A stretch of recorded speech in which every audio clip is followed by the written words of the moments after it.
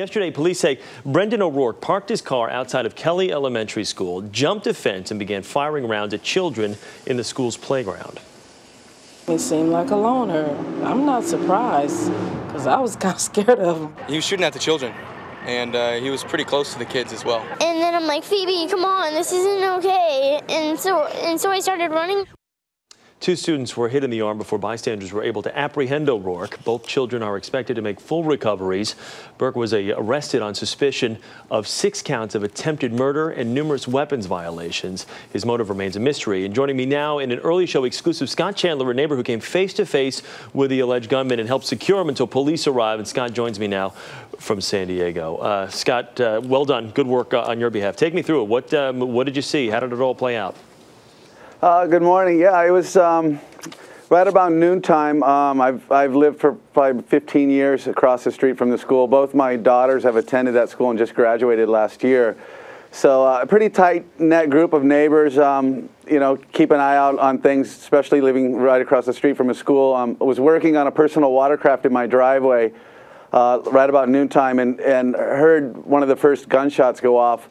A neighbor down the street works on a few cars. I thought maybe a car had backfired and whatnot, but I walked out just to make sure and check.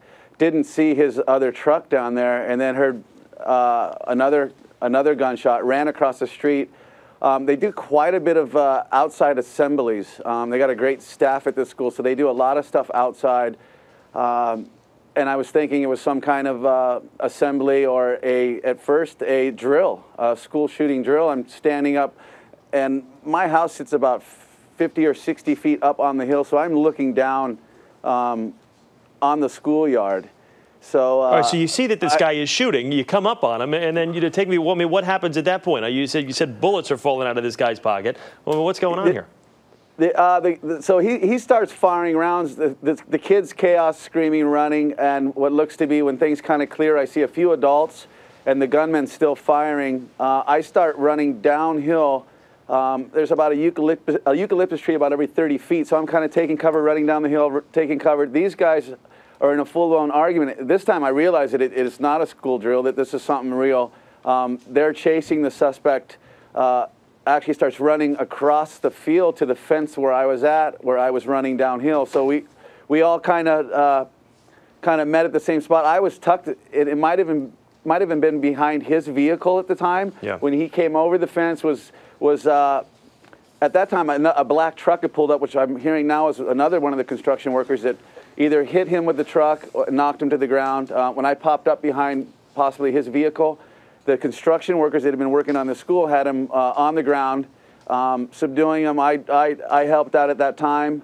Once the 2 first patrol cars arrived and detained him into custody, I jumped the fence. I'm pretty good friends with the principal and asked her if she needed help to make sure any of the other kids were safe. I then did a room-to-room visual inspection through the windows. Being that it was lunchtime, yeah, some of the rooms were empty. The kids kind of scattered. I did come up across a blood trail on the ground and then called 911 to let them know there are injuries. When you guys came upon this suspect, what kind of condition was he in? Well, I mean, what's he saying? Is he yelling anything?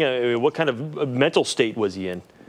There was a lot of screaming, and it was hard to tell who was screaming. I've heard different slurs that he was saying from some of the other neighbors, but he was, at that time, put it this way, the construction workers, I believe, were all wearing steel-toe boots, and he took a pretty good beating. I looked at him right eye to eye. I said, why are you shooting at kids? What's your motive? What are you doing?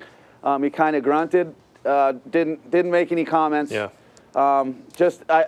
Looking into his eyes, he had the crazy look in his eyes. He wasn't all there. All right. Hey, Scott, thanks so much for taking the time and telling us your story this morning. We appreciate it.